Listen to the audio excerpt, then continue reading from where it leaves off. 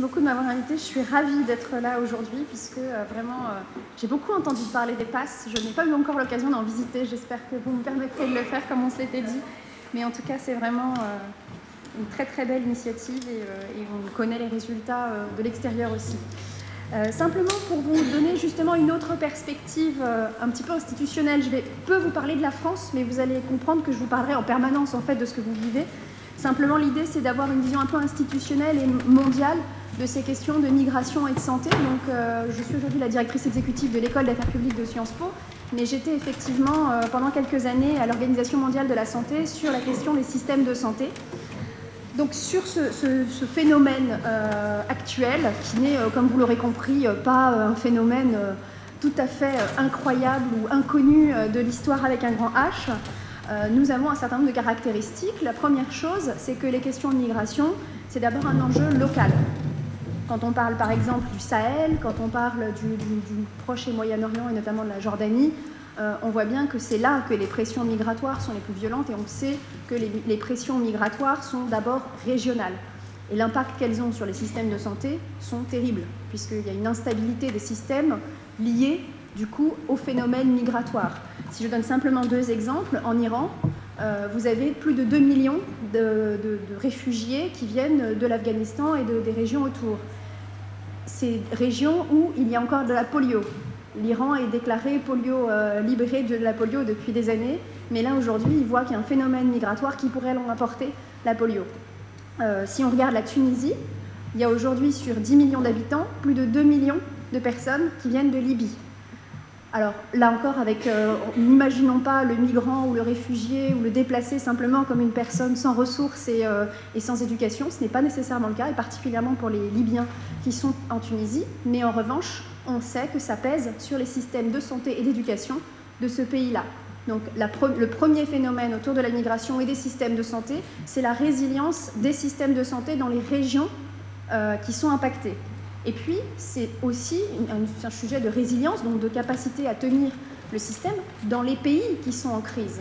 Et un enjeu terrible pour ce bien mondial, ce bien public mondial qu'est la compétence en santé, c'est la fuite des compétences.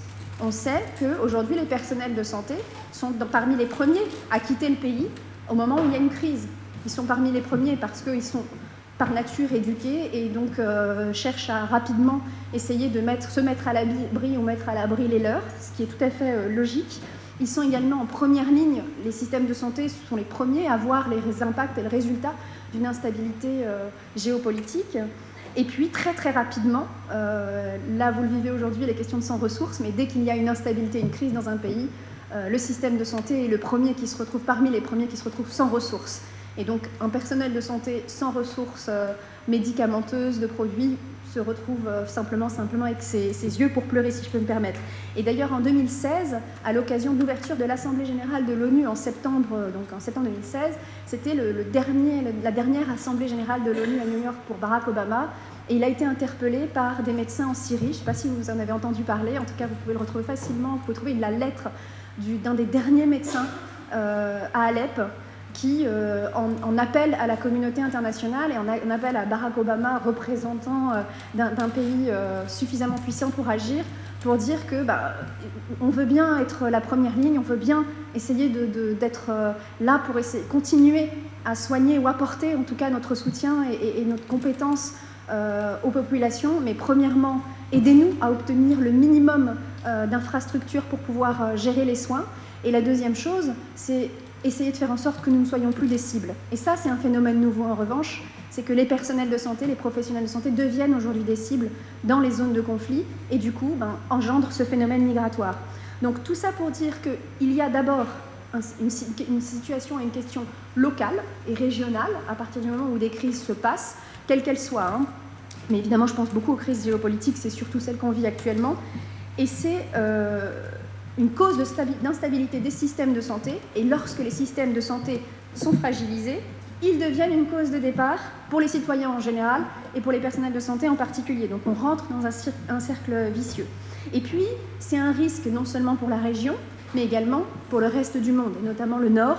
Et je pense typiquement au cas de maladies transmissibles, et je pense à la crise d'Ebola, où il y a eu des phénomènes de migration qu'il a fallu contenir à l'échelle des 14 pays qui étaient autour des 3 pays touchés par Ebola.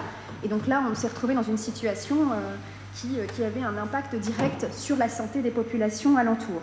Tout ça, ce grand phénomène est un enjeu d'abord diplomatique et d'aide publique au développement, mais vous imaginez bien que c'est normalement le premier lieu d'action pour éviter ensuite qu'il puisse y avoir des phénomènes non maîtrisés ou en tout cas dramatiques à l'échelle des pays du Nord.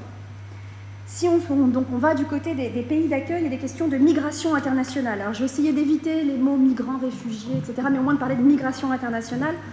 C'est d'abord et avant tout une question de droits de l'homme.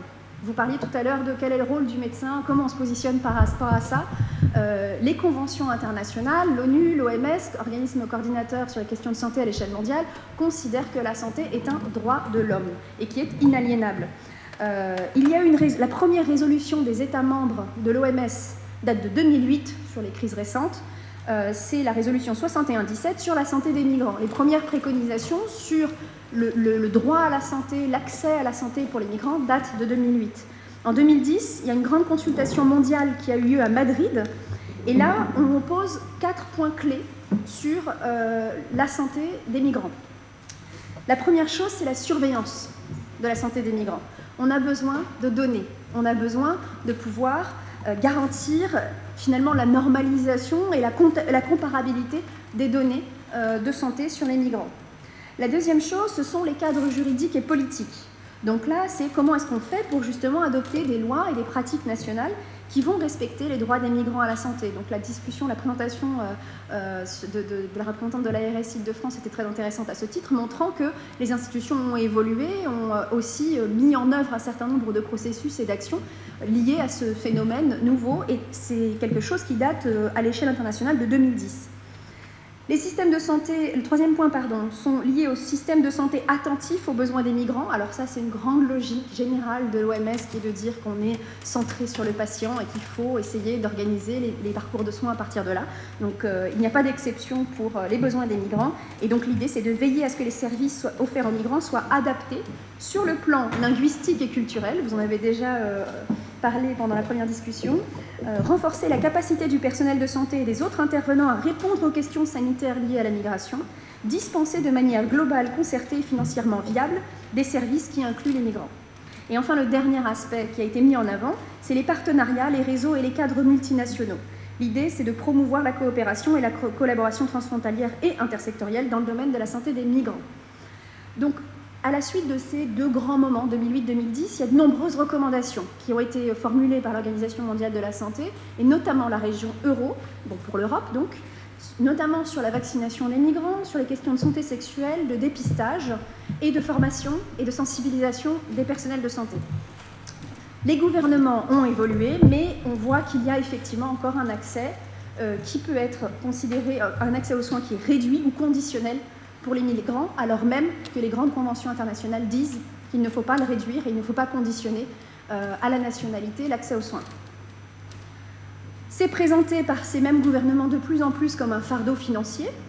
Là encore, ce n'est pas le point de vue du secrétariat de l'OMS, donc des personnels qui sont aujourd'hui, qui travaillent à l'Organisation mondiale de la santé et dans les autres organisations expertes, qui disent que les études, premièrement, donc vous l'avez entendu de la part de Catherine de Vanden, la majorité des migrants sont premièrement plutôt des jeunes, plutôt en bonne santé, donc capables de bouger et capables d'aller avoir une activité économique pour une vie meilleure, y compris vis-à-vis des personnes restées dans les pays d'origine, et plus riches que la moyenne, et parfois même plus diplômés que la moyenne.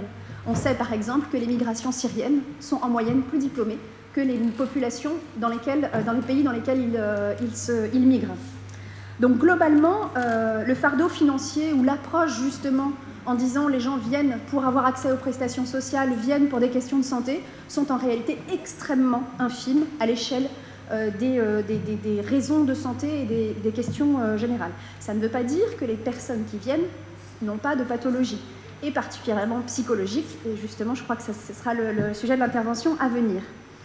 Donc globalement, il s'agit d'une approche qui est fondée sur les droits et qui constitue, cette question de l'accès à la santé est censée être un facteur d'intégration pour prévenir des coûts sanitaires et sociaux à venir Donc vous êtes normalement la première étape pour faire en sorte qu'à moyen et long terme, les coûts sanitaires et sociaux soient limités. Ça va favoriser le développement économique et social. Je crois que là aussi, Catherine de Vendenne vous a clairement dit que l'immigration est en réalité une équation positive pour les pays d'accueil. Et ça protège évidemment la santé publique, puisque vous êtes également un rempart en termes de santé publique en cas de maladies transmissibles. Donc la reconnaissance des droits de l'homme selon ces différentes instances internationales, c'est une pratique de santé publique qui doit profiter à tous et qui doit permettre d'accomplir des progrès généraux en termes d'atteinte du meilleur bien-être possible pour les individus. Un dernier point qui me paraît vraiment important, oui bien sûr, je voulais vous dire qu'il y a quand même un zoom, on a parlé tout à l'heure d'immigration liée vraiment à des questions de santé, mais il y a bien sûr des populations vulnérables qui sont identifiées, ceux-ci sont liés aux questions de sexe, d'âge, d'handicap, de statut au regard du VIH, là il y a clairement un sujet spécifique autour du VIH, de l'absence ou de la présence de protection, le fait d'avoir notamment en termes d'immunisation, et du niveau d'instruction. Et tout cela est allié aux causes structurelles de la migration, qui peuvent avoir un impact en effet sur la santé des individus. J'ai parlé des questions psychologiques, mais il y a aussi bien entendu les questions de conditions de vie et de travail, s'ils ont été confrontés à des crimes et des conflits, les questions de barrières linguistiques et culturelles dans l'accès aux soins, qui peuvent être aussi des facteurs de déstabilisation par rapport à la grande présentation du jeune homme prêt à travailler et en découdre pour réussir. Le dernier point, donc, c'est sur la migration des personnels de santé. Je vous en ai déjà parlé à l'instant, mais simplement pour vous dire que vraiment, c'est le premier qui a tendance à tomber, le système de santé, dans un pays en difficulté. Et on a en fait un phénomène aussi qui existe, c'est qu'on passe assez rapidement du système de santé à la prise en charge humanitaire des individus. Ça a été un vrai problème dans la plupart des pays en crise sur les 30-40 dernières années. On commence à réaliser qu'en fait, en arrivant et en acheminant massivement des populations, enfin des équipes de personnel de santé ou carrément du matériel et des infrastructures humanitaires, on détruit le système de santé. Et le jour où on part, il ne reste plus rien. Donc aujourd'hui, on a aussi toute une évolution, ce qu'on appelle le nexus, des organisations non gouvernementales, de l'aide publique au développement et des organisations internationales qui visent à faire en sorte de ne pas détruire les systèmes de santé en cas de crise, mais de faire en sorte que ces systèmes soient résilients. Et c'est pour ça que ce terme me paraissait important dans le titre. Et donc, l'autre aspect, le revers de la médaille également, c'est qu'on dit super, je ne devrais pas dire ça comme ça, mais des personnels de santé quittent leur pays et viennent rejoindre les pays du Nord. Vous le savez certainement encore mieux que moi parce que vous êtes confrontés à ça, les personnels de santé migrants, en fait, ne sont pas reconnus en tant que tels. Donc c'est de la perte sèche pour l'humanité. Des personnes formées pour des questions médicales, paramédicales, aujourd'hui, ne sont pas reconnues. Il commence à y avoir un certain nombre d'actions qui sont menées. Alors, des plus humanitaires ou humaines, par exemple, le fait dans les camps de réfugiés, en fait, on reconnaît les populations, par exemple, d'infirmiers, de médecins, et qui peuvent travailler, donc obtenir aussi de l'argent et gagner, du coup, une forme d'émancipation au sein des camps. Mais on a aussi des filières affichées. Par exemple, l'Allemagne a décidé de faire en sorte que la majorité des médecins syriens viennent exercer en Allemagne et leur permet effectivement d'apprendre l'allemand, d'être intégrés dans les hôpitaux allemands. Aujourd'hui, il y a plus de médecins qui exercent syriens en Allemagne qu'en Syrie. Et pour le retour, eh ben, rien n'est vraiment organisé, rien n'est vraiment préparé. Je vous ai parlé des systèmes qui sont mal organisés et c'est une cause de non-retour des individus. Là, pour le coup, on ne part pas nécessairement en se disant « je vais être mieux soigné dans tel pays ». En revanche, savoir qu'on sera très mal soigné et qu'on aura un système sanitaire et social délabré dans son pays d'origine peut être une cause de non-retour et bien évidemment particulièrement pour les personnels de santé. Donc, il y a une nécessaire interdépendance des phénomènes. Il y a une action des organisations internationales normatives, de recommandations pour le droit à la santé, le droit à l'accès, l'accès aux prestations médicales et sociales dans les pays, avec une volonté forte de collaborer entre les uns et les autres, mais clairement aussi on voit une crispation des différentes parties prenantes, et particulièrement des pays d'accueil, sachant que les enjeux fondamentaux pour arriver à obtenir une couverture universelle en santé, ce qui est l'objectif affiché sur le fronton de l'OMS, pour les communautés d'accueil, c'est effectivement de clarifier les statuts juridiques et les connaissances des droits des personnes qui sont déplacées. Il y a un enjeu autour de la santé et de la sécurité au travail, parce qu'en fait, les migrants peuvent être aussi dans des situations dans les pays d'accueil où leurs conditions de santé et de sécurité au travail les mettent dans des états d'insécurité sanitaire.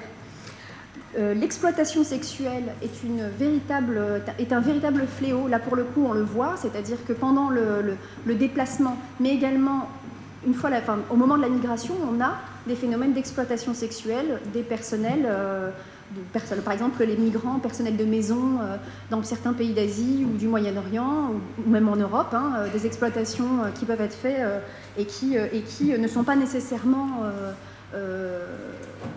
détectées parce que ce sont des populations qui hésitent et qui ont une hésitation pour intégrer les systèmes de santé, particulièrement pour les questions psychologiques. Le dernier point, c'était sur le retour aussi, et puis les familles qui restent, c'est que finalement, voilà, je crois que ce sera l'excellente transition avec vous, madame, c'est que les traumatismes psychologiques et les questions en fait, de santé autour de ces questions de migration doivent aussi être prises en compte par les pays initial de départ, parce que souvent il reste des familles, parfois même des enfants, qui eux, on le voit notamment aux Philippines ou dans des pays où il y a des migrations de femmes qui ont laissé leurs enfants dans les pays d'origine, et on voit les traumatismes psy qui augmentent très très fort, et donc il y a des grandes campagnes désormais d'accompagnement autour de la santé mentale des personnes qui sont restées en fait dans les pays d'origine et qui du coup en pâtissent également alors qu'elles n'ont pas franchi la moindre frontière. Voilà, j'espère que ça vous aura été utile.